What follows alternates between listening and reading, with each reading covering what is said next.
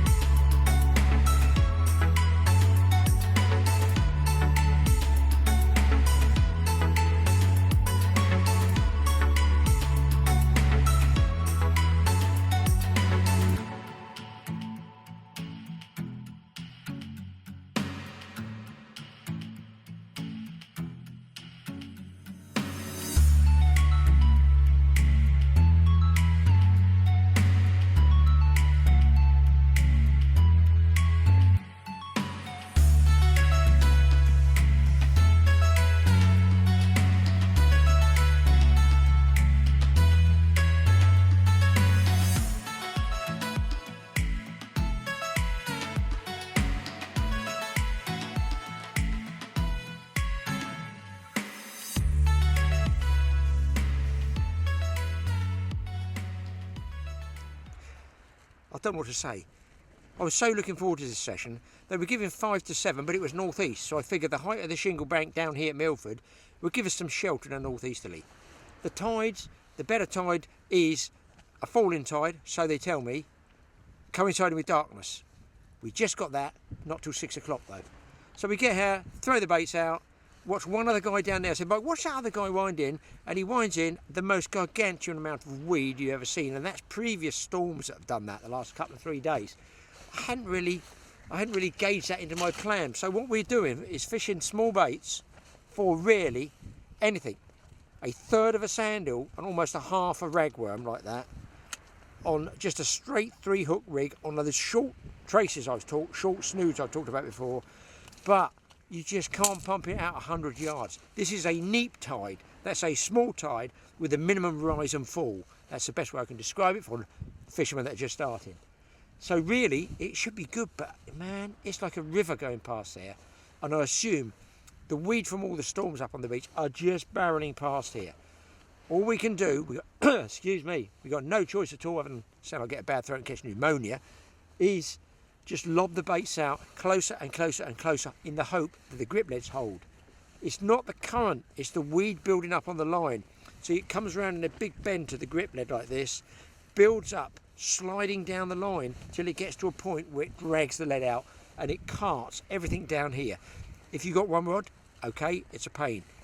If you've got 2 or 3 out and they start going into each other, big problem. The only thing I can think of is either we don't fish for 3 hours, which is not really on my list of agenda, or over the other side, in the teeth of the wind, which is going to come, they got a sort of fleet area, which is like a bit of an estuary, I'd say. I did see a guy there once flounder fishing, but of course it's low tide. Low tide, slack water, crabs. So what to do, guys? This is the trouble beach fishing. There are so many variables.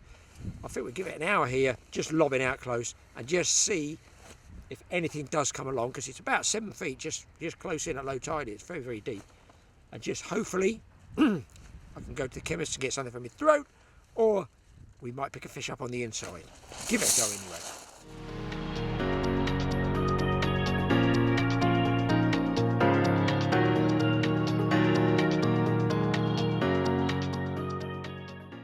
Now, it's a classic case. I've just thrown that out maybe 20-30 yards. Just look up there at the left-hand rod and you can see it's bowed right over. Now, when that starts to slip the grip lead, you'll get this.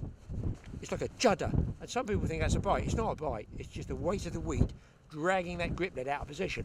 I'm going to have to haul that in, but you can see the difference between the one I've cast out on the right, it's been out a minute, and the one on the left, which has been out, let's say 10 minutes.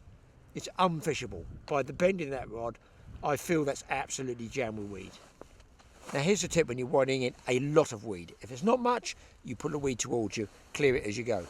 This is going to take me well down current.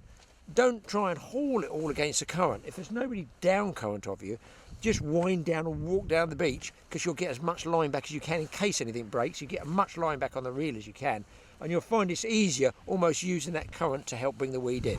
I think I'm going to wheel this one in because I know it's choked with weed.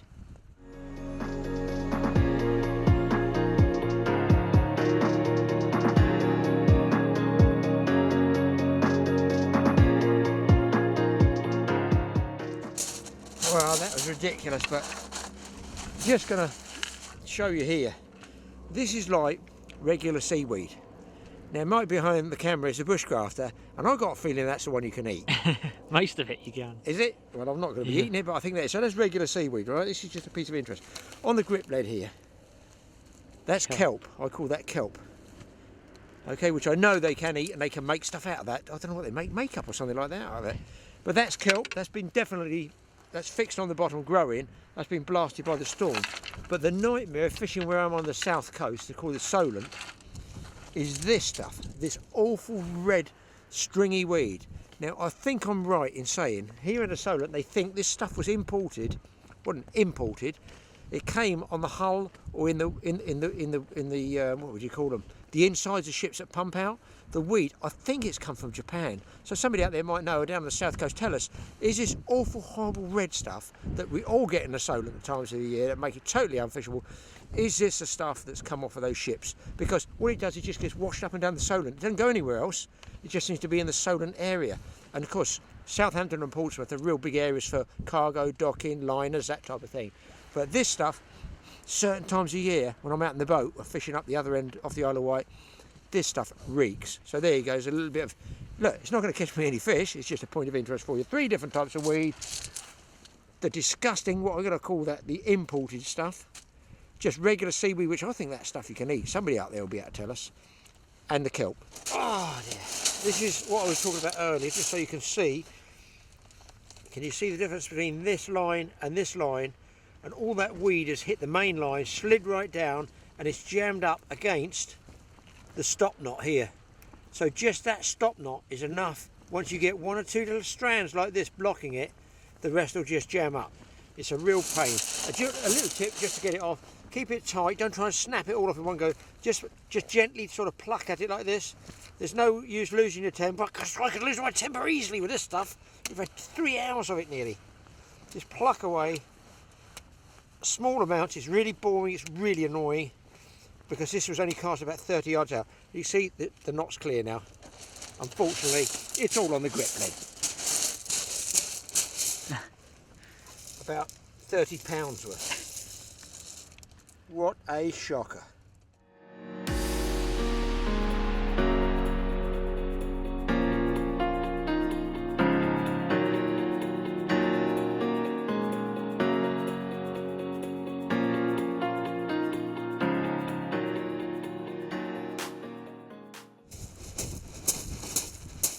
Success. It's a pouting, and you know what, down here it's so civilized. They even give you a plastic bag to wrap it up in. Or is that, oh, it might be la toilette. Ooh, let's get this guy back. Worth hanging on, guys. There's been a lot of guys coming down, haven't there, Mike? Yeah, about 10 anglers here now. I mean, it looks really naff conditions, but look, not a big fish as we say. But it's a pouting, it's a sign things might change. Maybe at slack water, at night the weed will drop down in the water, God I hope so, and we get a chance, but we haven't blanked. Let's get this guy back.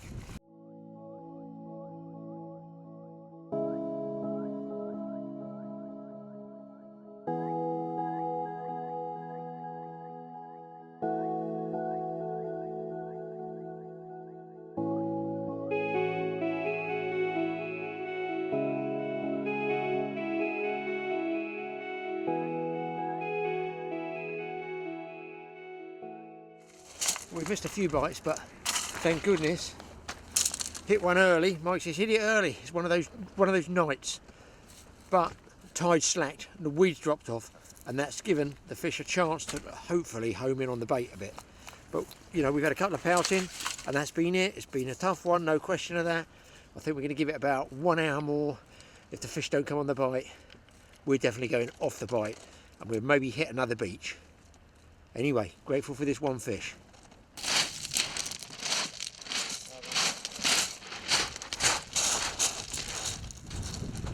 Yeah. Yes. Pouting? Pouting, nice pouting. Good pouting. Yes, good big pouting, That's that one. a good one. Beach pouting. That's probably my PB pouting, Jacob. I'll just turn my head torch off. Tide's changed now, and it's ebbing, and the fish is definitely still on the bite. We've had quite a few taps, but by the looks of it, we reckon we might get some weed soon. But pretty nice pouting there. Probably my PB shore caught pouting. Hell of a bite, wasn't it? Real whacker of a bite on that one. You chucked one quite far out now, haven't you? A long distance, had a So bite we're on it going straight to away. try for a bit of distance, maybe bigger baits, and see what happens. But if we get weeded, we're gone, aren't we? We're going to leave it because we've just got weeded so much to begin with. But lovely looking fish. Yeah, big pouter from the shore. That's. Yeah, it's a nice fish. Get a quick photo and then we'll pop him back.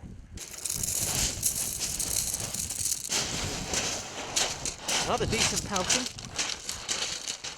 Is it near the touch off? Hell of a bite too. That was a whacker of a bite. I do wonder if there was another fish on there, and it maybe took one of the other hooks because it completely pulled the grip lead out and it went slack. And you can see, just turn the guys up here. Look, this. Yeah. I've only just whipped that one on, and it's pulled it all off. Well, it's pulled it right round the Yeah, I bend of the think hook. something else hit it as well. I think that's nicely hooked though.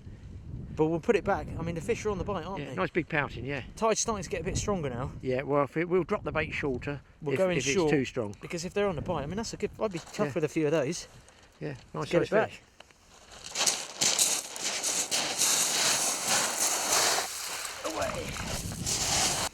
Oh, there we go. Getting near the end of the session, and we have another species here on the Tony Olsen Fishing Show. Whiting. His father and son war, and unfortunately, I think his is bigger than mine. Good eating fish though. Yeah. And these are going to go back, but the tide is monumental at the moment. The weeds come back. We're going to have one more cast just close in, about 20-30 yards, and we're going to call it quits. But we caught some fish, thank goodness for that. Hope you've enjoyed watching it. Get out there on the beach. It's great fun. It's wild, isn't it? It is wild. It's blistering northeasterly wind at the moment. Bit too wild. But we're loving it. Yeah, brilliant.